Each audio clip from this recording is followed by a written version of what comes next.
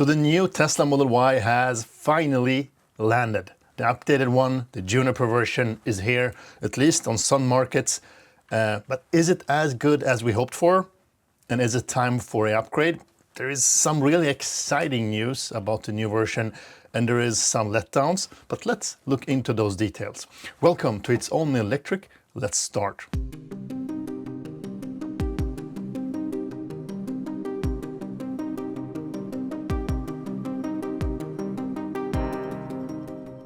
So let us focus on the long-range all-wheel drive version, since that's the one I'm most interested in. And I will try to avoid jumping between the versions to keep the video a bit more uncomplicated and not too messy. So the range has been bumped up from 533 kilometers WLTP range up to 551. That's a range increase of 3%. That tells us that it's running on the same battery pack. One of the biggest changes is the exterior design. As you see, the car is almost 40 millimeters longer than the older one, and that's due to a longer front part. The same way as the Model 3. It doesn't look exactly the same, but if you look at the side profile, the front, the bonnet is a bit longer and a bit more pointy and downwards sloping. This is important for the aerodynamics and makes the car more efficient. So the increased length and the redesign of the front gives us a bit more of a range. The other thing is the lower ground clearance. So the ground clearance has gone from 172 millimeters down to 167. So there is a lower ground clearance of 5 millimeters, so 0.5 centimeters lower than before. And this also helps out when it comes to efficiency. The lower the car is, the more efficient it will be. So that's the range increase. So don't expect any big battery packs. I mean, there has been a lot of talks about battery packs around 97 kilowatt hours in a gross capacity. This is not that one. This is the same pack as before, but with higher efficiency.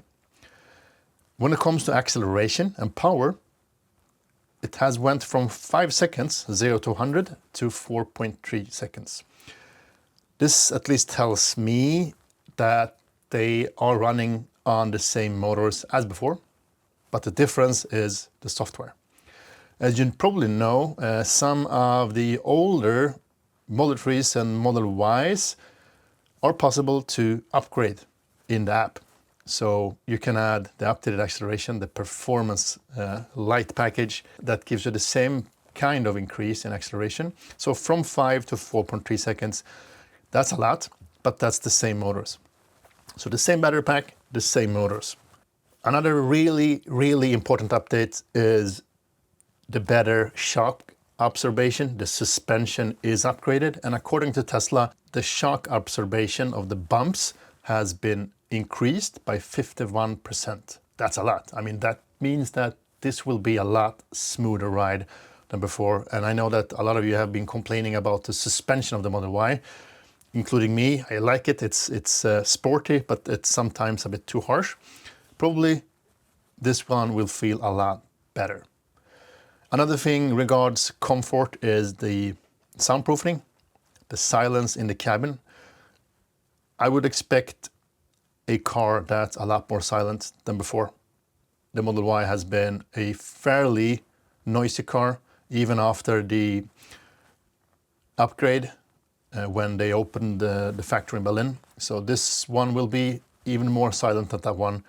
And I have compared the old Model 3 with the Highland, the new updated one, and that one is a lot more silent than the old one. So I expect the same kind of bump when it comes to cabin noise for the new updated Juniper Model Y. When it comes to charging, it has the same top speed as before, so 250 kilowatts for the big battery pack, 175 I think for the smaller one, but 250 is the same as before, so you can expect the same charge times, and it still doesn't have an 800 volt system, so it's still running on 400 volt. That was probably expected. All Teslas are currently 400, not the Cybertruck, but the other cars. So as expected, I would say. As it is the same battery pack, it doesn't seem to have done anything to the charge curve or to the total charge time, and to the peak power it seems to be the exact same specifications. And this is how Tesla works. I mean, they also do things incrementally. This means that there will probably be a new battery pack in the future, but there is not one now. But it's ever evolving. So even if this is a really big change, there is a lot of similarities to the old car. I mean, it's still the same platform. There is no big updates to that one. But all in all, it's a lot better car. Another interesting area is what Tesla calls the high frequency bandwidth. That's the overall connectivity to the car. So that means that you have a better reach connectivity when it comes to the phone and your car. So when you approach the car, it will unlock quicker, it will be more stable. There is some added functions, like when you approach the car, you can make it to open the trunk if you approach from the right angle. That's a very convenient feature. Hopefully it works good. And I have been experiencing some issues with my phone. For instance, when I approach the car from the rear, I want to open the boot and I have my phone in my rear pocket, it won't connect because it's too far away. Probably this is solved by this enhanced high frequency connectivity. Really exciting to be able to test that out, the stronger signal. So a good thing. The thing a lot of you have been waiting for is a front-facing camera. Not the ones at the top, they are still there. A bumper camera. So from now on there is a bumper camera in the front, and that's to be able to enhance the summon and the park assist capabilities. The parking sensors, as you know, is not there anymore since a while ago, and that's also for the Juniper model. There is no parking sensors, but the extra bumper camera will help us with the parking functionality and assist us better than before. This will also probably help us to get a 360 view, because now we have all the angles that's necessary, I think at least. So this is a really exciting update. I have wished for a frontal bumper camera for a couple of years now, so finally it's here.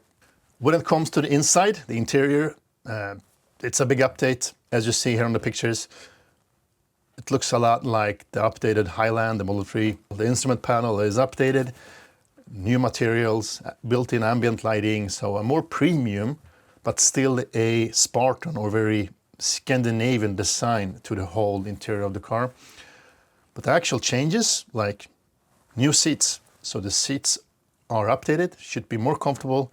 They have built-in ventilation on hot summer days. That's a really good addition.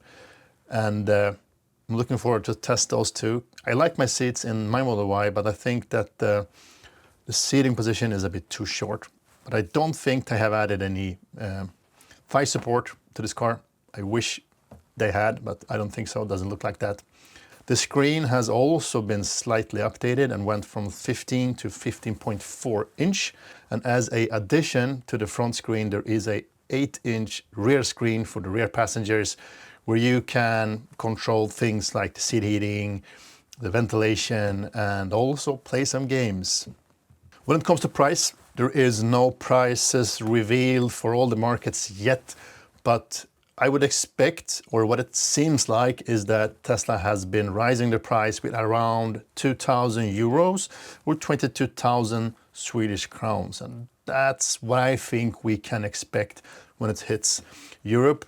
It is currently not available in Europe. That's important to know, but they have started with Asia, Australia, New Zealand, for instance, because this is cars coming from the Chinese factories, Shanghai, Giga Shanghai.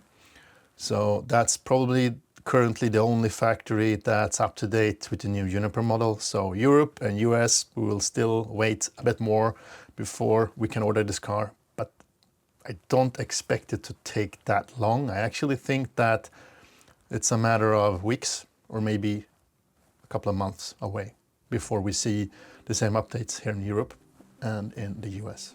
So all in all, what do I think about the Juniper, the updated Tesla Model Y? I think this is a good update. It's a bit less than I was expecting. I was hoping for a slightly bigger pack. I mean, an increase of 7 or 8% that would have been adding at least 10% extra range. So that disappoints me a bit, but I'm glad to see the higher efficiency than before, and I'm also glad to see that the price level is approximately the same, a bit higher than before, but still on par with the old version. And I'm glad to see that they have put a lot of effort to the interior. I mean, more comfort, the driving comfort, more silent cabin, a better looking cabin. The stalks are also not removed. I mean, the stalks, the signaling stalks on the steering wheel and the column is still there. They are present. They have not removed it. There is no signaling lights on as buttons on the steering wheel. So that's also a good thing, because I think Tesla has been having some issues with that update. I mean, a lot of customers has refused to have a car that doesn't have any stalks. So also a good thing to see that they actually can change their minds about such things. I mean, they always try to do the car as uncomplicated and as easy as possible to produce and cheap as possible to produce.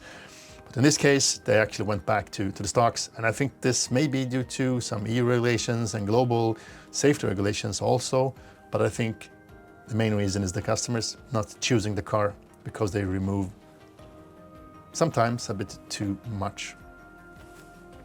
But all in all, I think this is a great package. And I'm actually now sitting and thinking what I should do. I have been waiting for this update, and as you all know, I personally own a Tesla Model Y Performance from Giga Berlin from 2022, and my lease is actually ending in a couple of months. So this is a good timing for me to switch, and this was what I was waiting for, but I'm really not convinced yet. Should I do the switch, or should I pick anything else?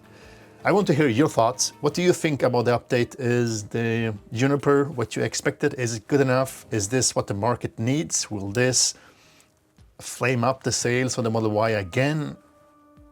Will it increase the sales? Will it increase Tesla's market cap or not? Let me know in the comments, share your thoughts, and let us have a good discussion. As I always say, stay electric. Thank you for watching. Speak to you soon. Stop recording.